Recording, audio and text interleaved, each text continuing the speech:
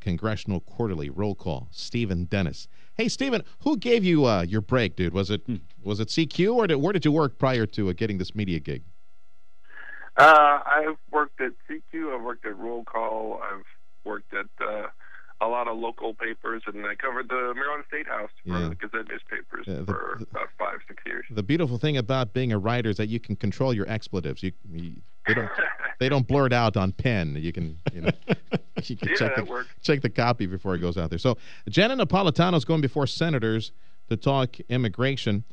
What do you suspect will be some of the skeptical questions from Republicans or anyone else that may have a problem with immigration legislation?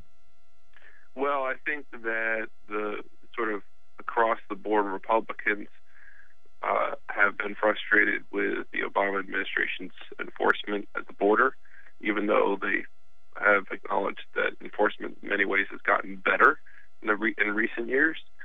They still want a much stronger enforcement, particularly given the fact that we're moving forward on this path to citizenship for the folks who are here, as well as potentially increasing the number of legal immigrants as well. There's sort of a lot of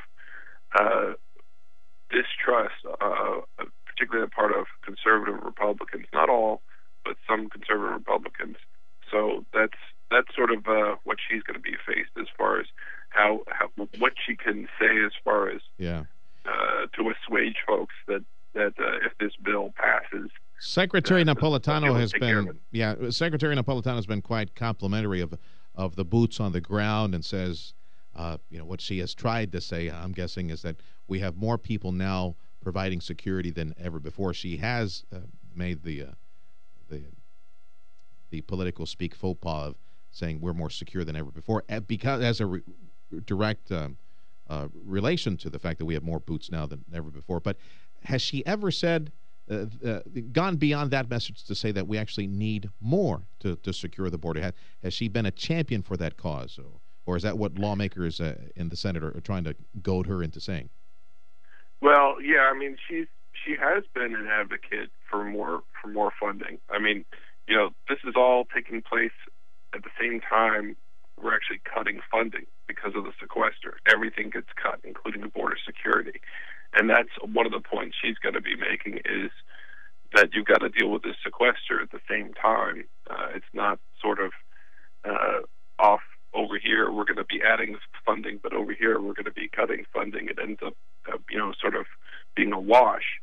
And that's sort of another thing that's just sort of preoccupying Washington right now. And I think a lot of folks who are going to be flying are going to get frustrated pretty quickly when pilots are starting to tell folks when they're sitting on the tarmac for an hour that they're sitting there because Washington can't get its act together on not furloughing air traffic controllers. That's actually happening this week.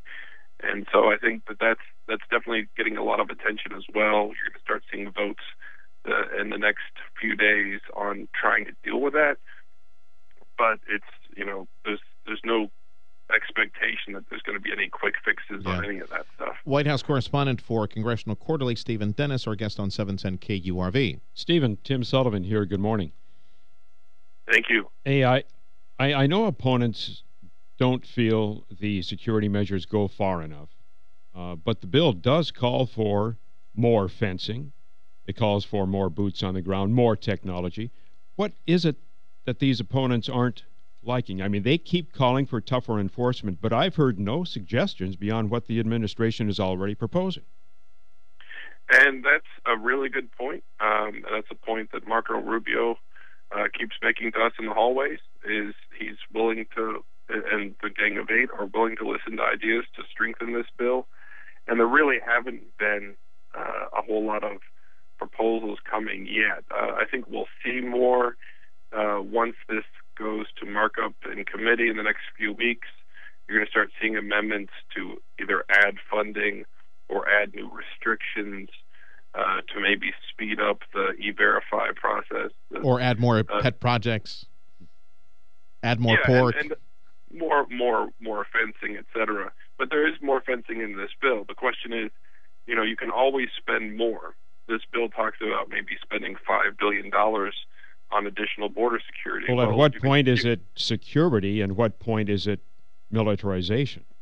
And also, at what point is this political cover? I think a lot of senators simply aren't going to vote for this because their constituents don't support anything, or anything that could actually pass and be signed by this president is not going to be supported by their constituents. So there are a group of senators who are basically trying to kill the bill. Yeah, and maybe, speaking of political cover, maybe you can shed some light for me on this, too. Why do some on the right continue to call this an amnesty bill? Have they not read the bill, or is it a purposeful distortion? Again, I know they don't like it, but when they keep calling it amnesty, they're only putting their own ignorance on display here. It's a path to citizenship. It's not ignorant. It's a path to citizenship. But that is not amnesty. Well, they have to pay a penalty, but it's a path to citizenship. But that is not amnesty. They came here illegally. Just look at the definition of amnesty. Ronald Reagan did amnesty. Yeah, this and he is not up what Ronald Reagan what we did. Got. But this is not what Ronald Reagan did. 3 million illegal immigrants who became citizens. Look up the definition of amnesty. And now we have 11 million who need to become answer my question, citizens. Please. Sure. The reason why amnesty is a word that will be used against any bill, frankly, no matter what it is, unless it literally says we're going to round people up and deport them like the bills in the 50s that passed, is because it's a very powerful word. People don't want to. But it's not correct in this instance. Yes, it is. Path to citizenship is amnesty. No, it's not. Okay, we're going to disagree. Steve, have a great day. Thanks for joining us.